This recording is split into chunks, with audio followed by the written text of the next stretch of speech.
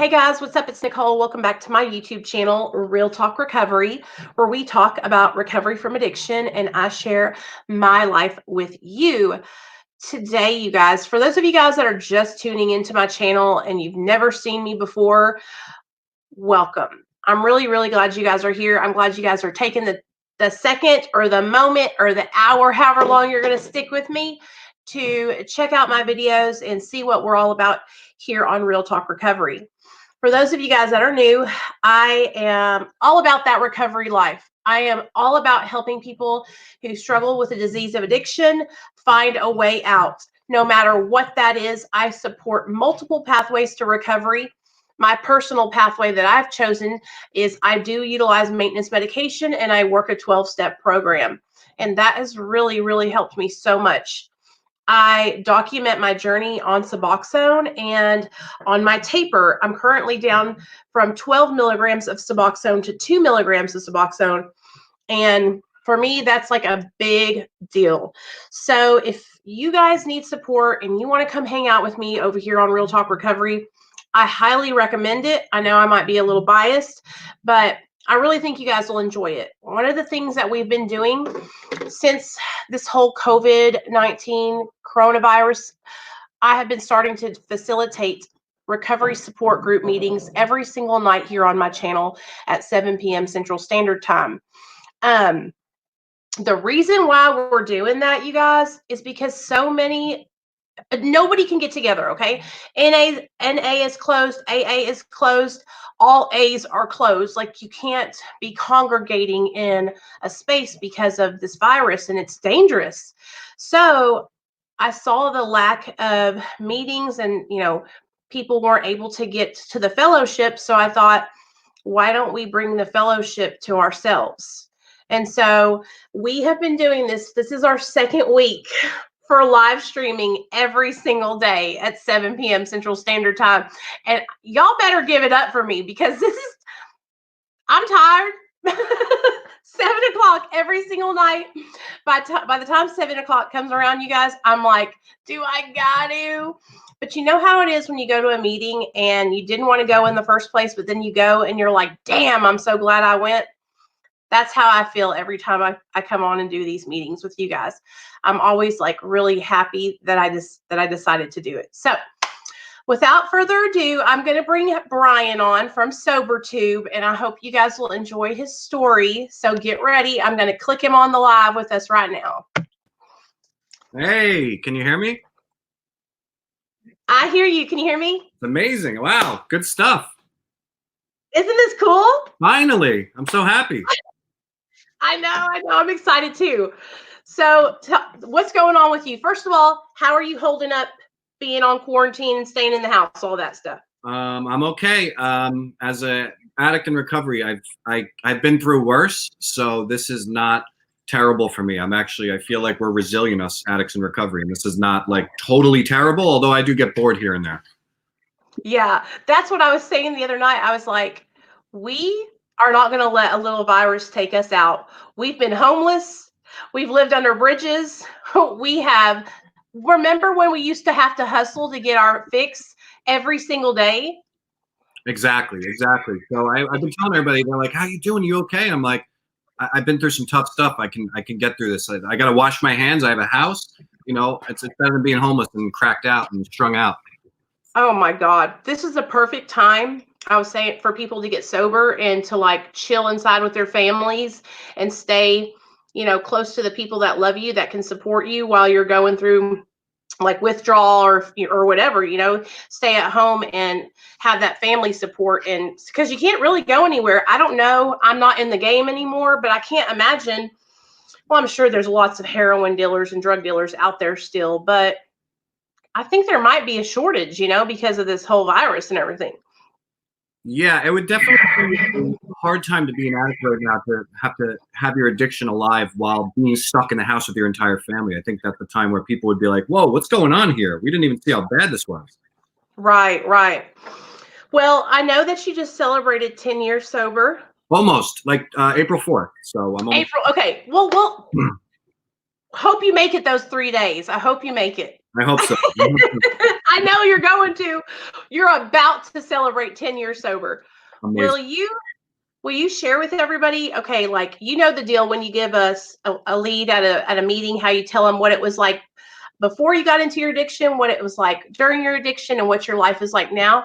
Can you do that for everybody here? And also, of course, I want you to share with everybody about your YouTube channel and your Instagram and all that stuff. I mean, you can plug it as much as you want because people will be coming in and out of the chat, so that way they'll know who you are, where you're at, and where they can find you.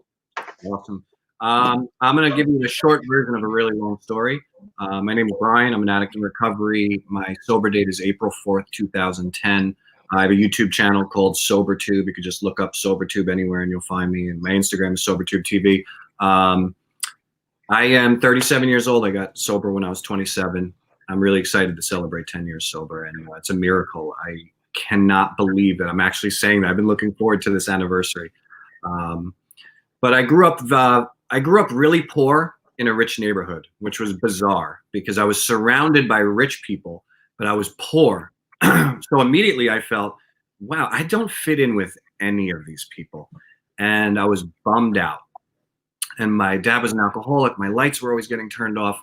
Life was really stressful for a kid that should have been out playing. I was just constantly stressed out and worried. The first drug I ever picked up was marijuana, as many of us started with. And that's when I knew, like, I'm doing this different than everybody else. I am smoking weed 7 days a week, 24 hours a day. And I got kicked out of high school immediately for smoking too much weed. And that's when I realized I'm already losing stuff. I'm already losing my education just from smoking weed. Like, why can't I just smoke a little bit like everybody else? How come this is affecting my family? When people would ask my mom, how's Brian doing? He goes to that fancy high school, and she'd have to say, oh no, he got kicked out. He's smoking weed and selling weed.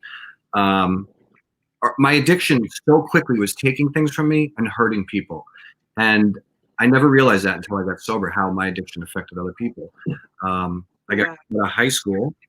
I got into cocaine, which made me want to dance like a maniac. And I had all this confidence. And I was like, whoa, look at me. This is great.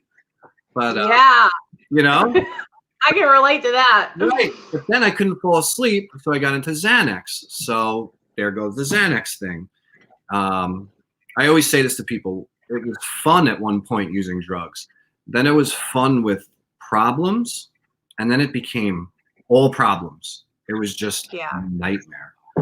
So Xanax turned into Oxys, turned into Roxys, turned into some girl. I make great choices with relationships when I'm in active addiction. So girl comes over and she's like, I got this heroin stuff. You into it? And I'm like, not really.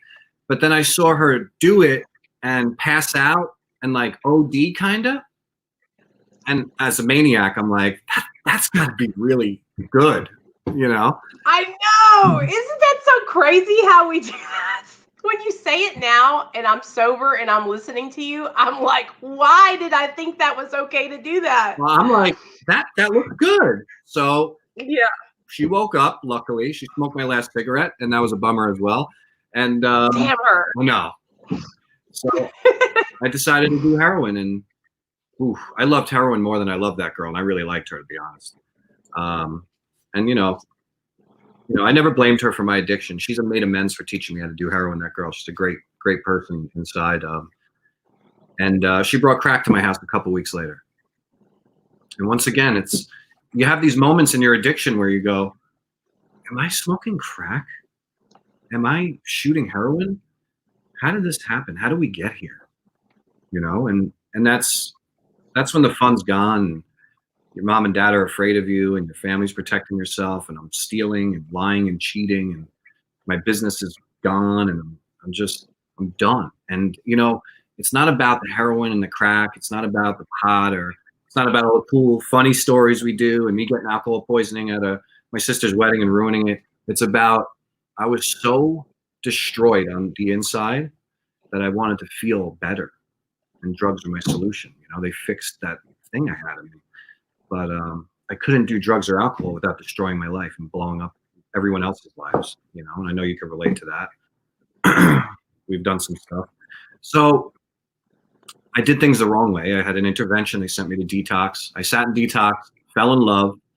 I'm like, oh, this great girl's here. This homeless girl's here like me. We're gonna have a big future, me and these homeless girls. So Right. yeah, it's a good place to fall in love, rehab.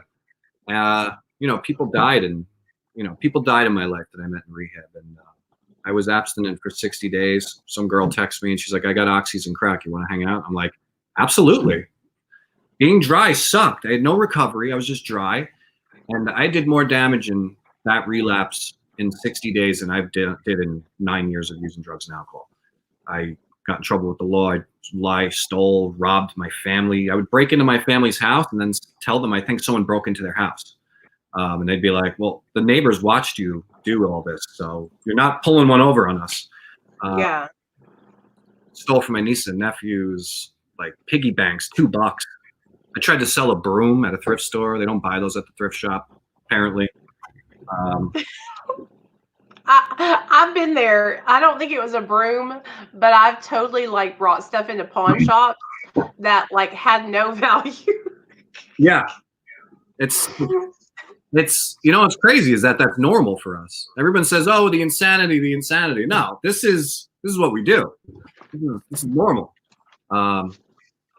Homeless. This time, no intervention, no family cares. No one cares. My mom saw me. She said, do you want me to put you on the street or something? What do you want to do? You're done. No one wants to be around you. I go back to rehab, this time for 28 days. And I'm desperate. I'm like, I just said, I can't believe I can't do drugs anymore. Why can't I do them anymore? I love getting high. I'm like, do I love getting high? I was really confused. 12-step meetings every single night at 8 o'clock at the rehab I was in for 28 days straight. And I'm like, how did these people not do drugs? Are they lying? These people must be lying. You're like in early recovery, hear a story and be like, I must have been a way bigger junkie than them.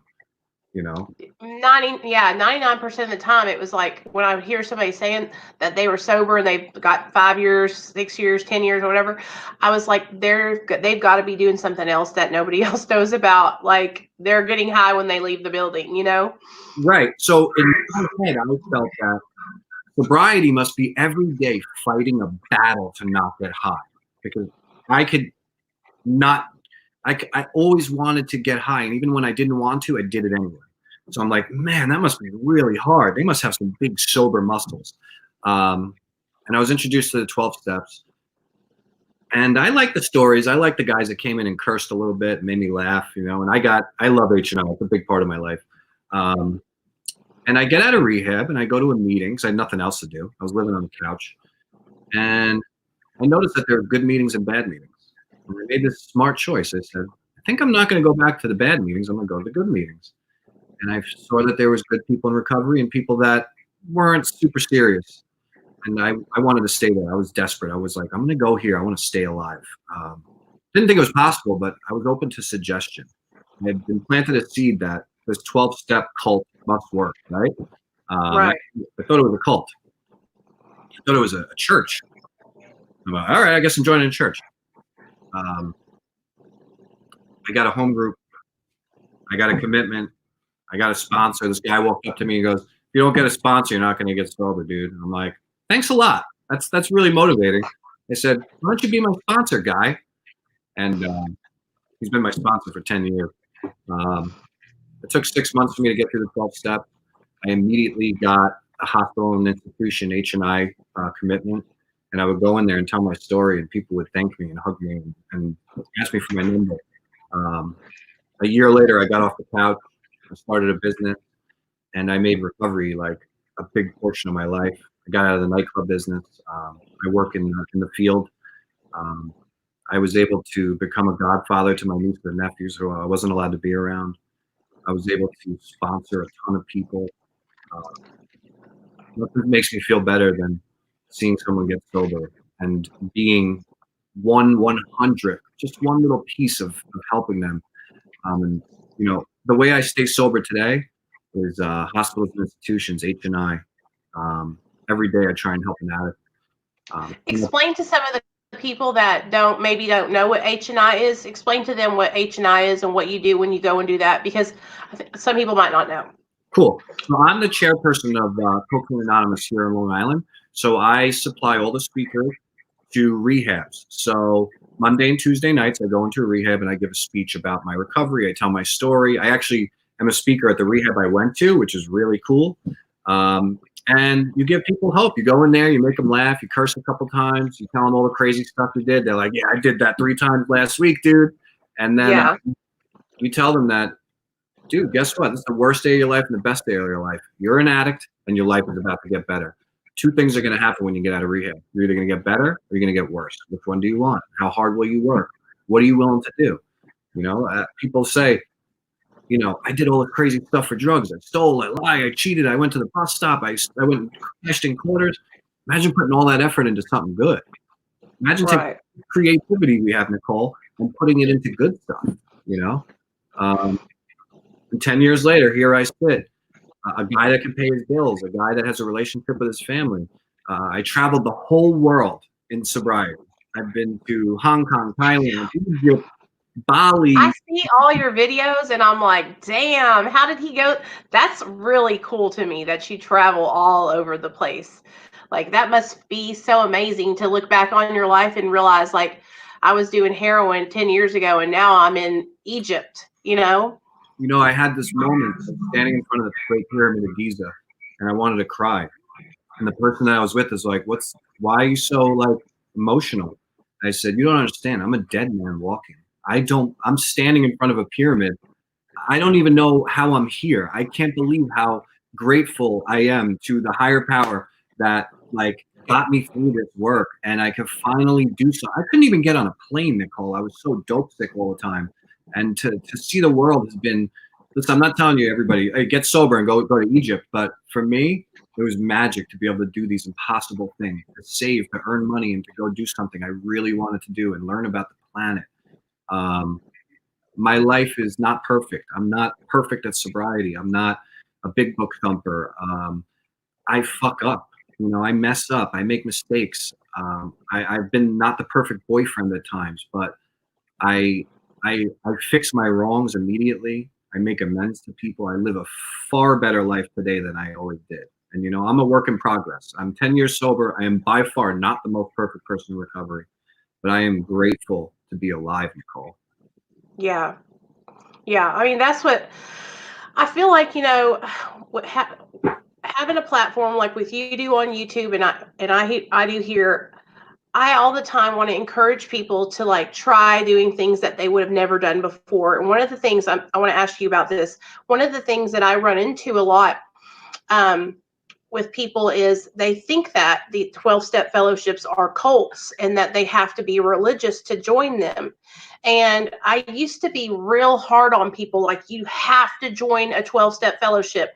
But now I leave that more like open and I just encourage it and share with people, like, that's what helped me stay sober. And so how can you explain to people that, you know, the 12 steps fellowships are not cults and that you don't have to necessarily believe in, you know, the same God that we believe in to do it? Right. Okay.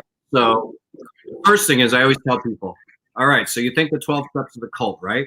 All right, so it's a cult with sober people that help other people get sober. And they have this book that has helped millions of people get sober. If that's a cult, we should just join the cult because this is a cult full of great Why not? Yeah. But it's not. And I grew up in Catholic school and I was so mad that religion was pushed on me so hard as a kid. It really actually disconnected from me. Right. I'm not religious. I do believe that there's a higher power because I know that when Brian's in charge of Brian gets in trouble. Now that I believe that whoever God is that he is good and always does the right thing, I'm praying to this guy. I don't even know who he is. I'm like, whoever you are, help me, dude. Help me make decisions. So I always tell people, you can believe whatever it is. At 12 steps, you can love it, you can hate it, as long as you believe that it works. I hate the gym, but when I go, I lose weight, right? I hate it. Right. I hate broccoli, but if I eat broccoli, I get skinnier. And when I eat 3 pizzas a day, I gain weight. So you can love the 12 steps, you can hate them. But the fact is that you are living proof. I am living proof that if you go, your life will get better. Yeah. Right. I mean, exactly. And I also feel like I used the same excuse for a long time to not do the 12 steps because I didn't want to do the work. It's like I just wasn't ready to dig deep and actually look at my behaviors and realize that, wow, I've been fucking people over for like 12 years. And now I have to take responsibility for doing that and look at myself. And I did not want to look at myself because every time I did, I was like, damn, this is not where I wanted to be. Like I knew in my heart that where I was going was not where I needed to be going. And so I almost feel like when you start working the 12 steps and you have a sponsor, they're like, here, look at yourself. This is where you're at now. And now you have to change, and we're going to do that together. And I feel like a lot of people get lost because they think we're just going to put them on the 12 steps and leave them there to do it on their own. And nobody's going to be there to walk with them through it. The great thing about it is like, you're going to make all these new relationships and these people that are going to support you. And they're going to be there for you sometimes when your family is not even there for you. That's very true. When I got sober, my family was done. I wasn't the guy who was like, hey, roll out the red carpet, I'm out of rehab. I had blown up these relationships so bad. When I got out, nobody cared. I called my brother from rehab. I'm like, hey, Uncle Brian's back. Where's your kids? And he's like, I hope you die. I don't care about you. I'm like, well, what do you mean? I got 3 days sober. I'm good. So it's not about us telling people how sober we are. It's not about my 10 years. It's about evidence of recovery, who we are on a daily basis, how we treat the world, how we deal with life situations inside and outside of the rooms. And it's us not so much pushing our program on people, but being a good example of recovery and attracting people to that. People are going, that guy Brian used to be a really bad dude, and now he's sober. He did this weird 12-step stuff, and it works. Like, I'm now trying to attract people instead of smash my recovery on people. I think that everyone, I don't know if you went through this stage, but I know I did. I was so gung-ho at the beginning that I wanted everybody to know what it was like, and I wanted to tell everybody about it. But for the first year of my channel, I did that. And the results were not very good.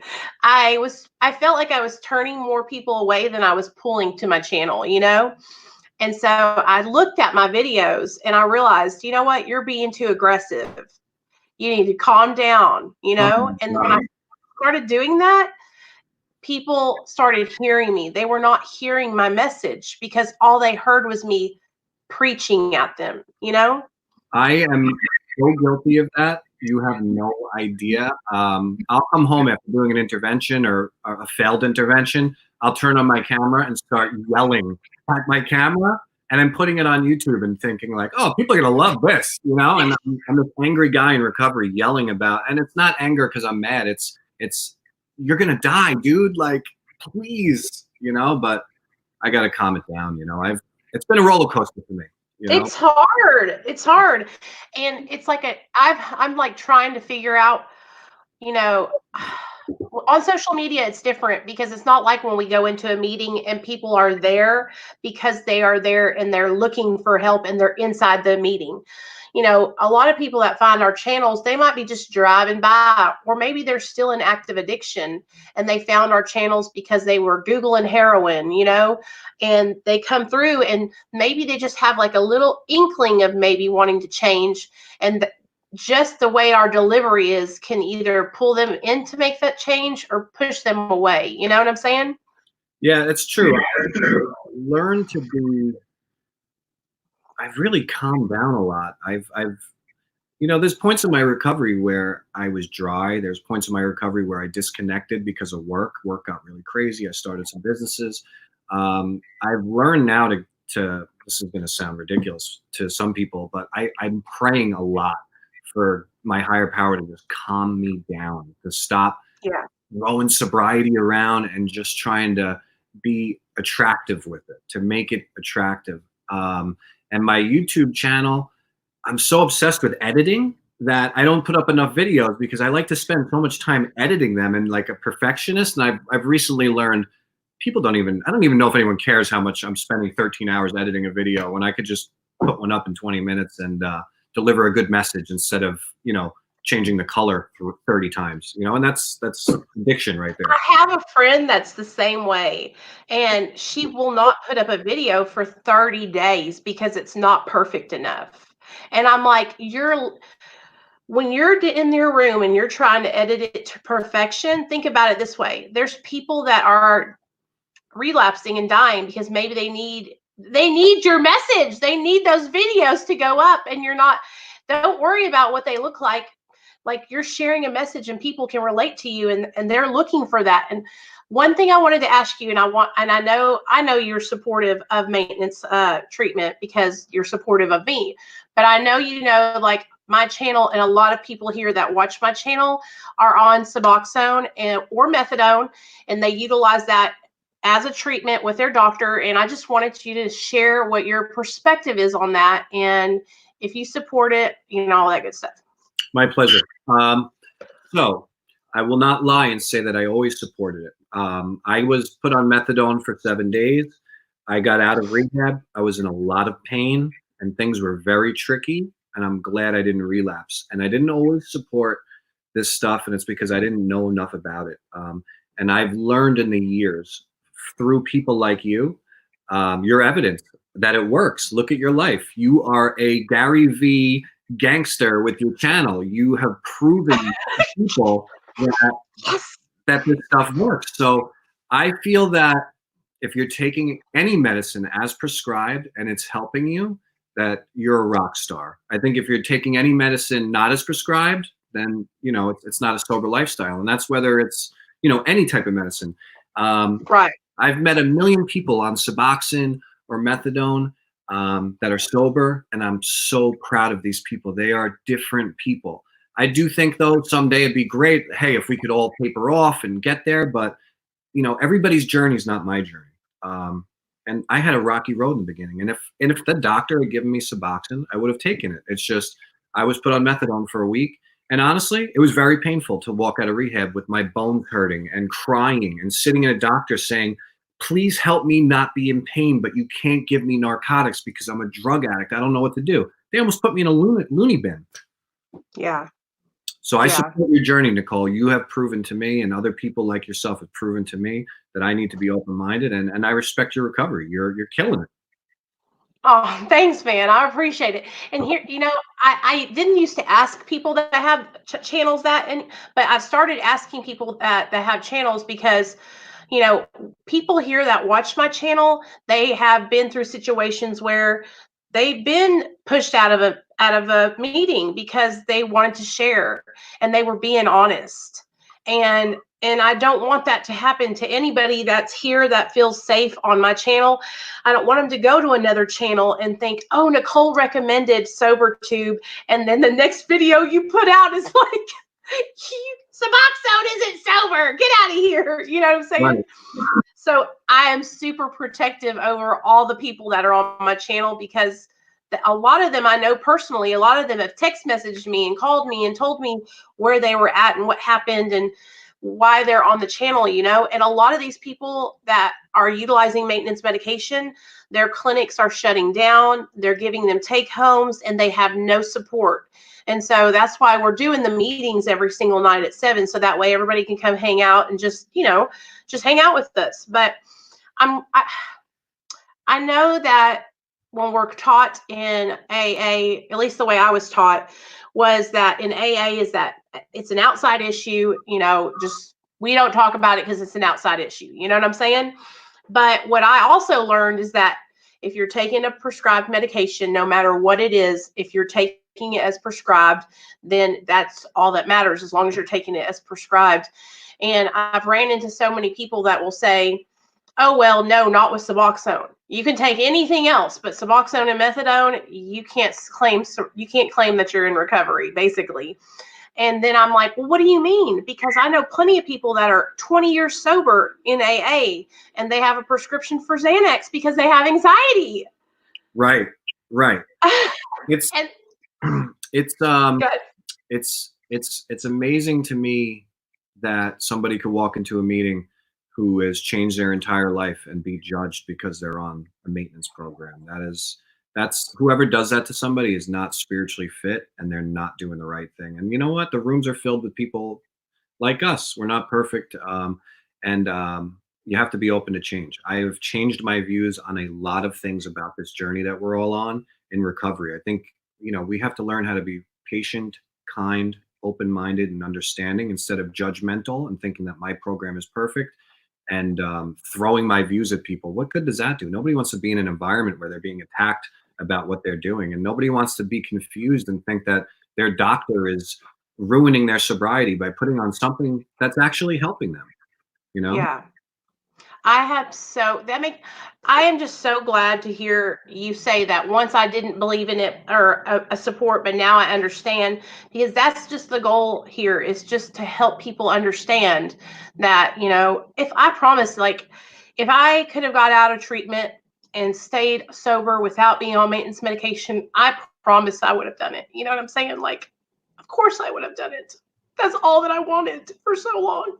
So it just makes me so happy when I can find people that are allies with people like me and people like all the people on the channel, because it's just what we need. We all need to come together and support each other, not push each other away, because it's already hard enough, trying to stay sober without support. So when we can support each other, it's a lot better. Sorry. No, listen, I agree. And I can't lie and say that there was a time where, there was a time where my views were different. And there's times in my sobriety where I've been spiritually unwell but sober, and I've learned through evidence, people like yourself, and through people in my life and in my home group that have turned into the best parents, that have turned into amazing fathers, and they're on maintenance. That's not even my business. Like, you know what I mean? Like, who am I to question a doctor, someone's recovery? When these people, I see evidence of somebody living right, that's what I need. I don't need to know if they're 5 days sober, 100 days sober, 10 years sober. I don't need to know if they're on Suboxone. I think that people need to take their medicine as prescribed, and you need to be kind. Amen to that. Okay, so do you have anything else you want to share? And here's the thing. We are going to link your channel in the comment section in the description box. And of course, people will watch this video afterward, and hopefully everybody will go subscribe to Brian's channel, SoberTube, because he is an ally of Real Talk Recovery. I was telling everybody, I was like, he's like the first person that ever gave me a chance to go on his channel. Like, I think you're the first collab I ever did. And that's a big deal to me. Like, I'm a loyalty kind of person. Likewise, and watching you grow has been so cool. You are on YouTube so much. You are gonna blow up. You're gonna do so I'm good. a hustler. I'm so proud of your hustle. I'm a New York hustler, so we recognize the hustle. Thank What I would you. like to leave with people is, it's not about 10 years. I have 10 years April 4th. I'm excited. It's not about 10 years. It's about how I live every day. It's about how do I treat people in my life? How do I act behind closed doors? Who am I outside of the meeting? I can go into a meeting and sound great. Who am I when I leave? Who am I in business? Who am I with my mother? Who am I with my nieces and nephews? How do I treat the people I'm dating? Like, the most important thing is to every day wake up, ask somebody, please help me be a good person today because I used to not be a good person, and to try and do something kind, to live in step 12, to give to others what was given to us freely. Um, we're dead men walking. We should all be dead. We made it, dude, and we got to just stay sober one day at a time. And time, it's not about sober time. It's not about clean time. It's about every day counts. How are we going to live every single day? Yeah, I totally agree. Well, I really appreciate you for coming on my channel. My pleasure. Honestly, I feel like you're a superstar, and I'm just like, hey, I mean, you were like, it was a big deal to me whenever you had me on your channel. And so I will never forget that. And anytime you want to come on my channel, anything you need me to do, if you want me to share stuff over here on my community tab, just let me know. I got you. Thank you so much. It was a pleasure, and keep doing what you're doing. You're the best. Thank you so much. I love you, man. Bye-bye. Bye, you guys.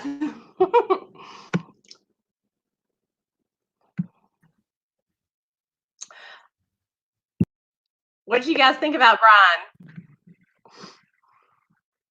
Brian? Okay, you guys. So he's a badass motherfucker. I'm sorry I got a little bit emotional, you guys, but it really, really makes me happy when I hear somebody that maybe used to think one way and now they think another, because that means that what we're doing here is we're helping people understand. I'm not the end all be all that in mat recovery and in maintenance recovery, but I work really, really hard to help educate people on the medication so that way they will understand. And I try to, just like Brian said, live my recovery with my actions. I try to be a good person when I'm not in front of the camera, be a good person when I'm not at a meeting, be a good person when I'm just here at the house with my son. It's called integrity, doing the right thing when nobody's looking, doing the right thing no matter what, and so, hey, what's up? I see all you guys. Um, I always want you guys to know that I support all pathways to recovery. I'm very, very open minded, but I have to tell you guys what changed my life is maintenance medication and working a program of recovery. And that program was a 12-step program with Alcoholics Anonymous. That changed my life. It helped me to learn how to live my life without drugs and alcohol. And it helped me gain a relationship with my family. It helped me gain a relationship with God, my higher power. It helped me get rid of all these things that were weighing me down, all the shit I did that I was ashamed of. It helped me get rid of all that guilt and shame. Now, don't get me wrong, sometimes it comes back and I have to get rid of it. But that's the great thing about being in recovery and being in a program, is that you can redo the steps forever, and keep working through them and keep doing different stuff with your sponsor and keep going to different meetings. And we can all go and do all kinds of different 12-step work out in wherever we live. We can share our message with other people. And that's what you do when you're working the 12-step, is you're giving back, right? And so I just hope you guys enjoyed Brian's story, because he's a real walking, talking example of what sobriety can do and how you can change your life and how you don't ever have to go back to picking up drugs and alcohol. You heard it. He was on marijuana, cocaine, Xanax, oxy, heroin. I mean, he was a trash can drug addict. That's what I call it. Whenever you'll do anything, it's the trash can druggies. So I hope you guys enjoyed that. But I'm going to end this so that way everybody, when they come to watch it, they'll just, get to see his story. I love you guys so, so much.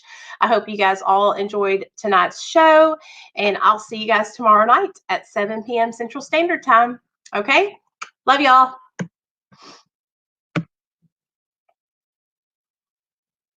And thank you, Merck.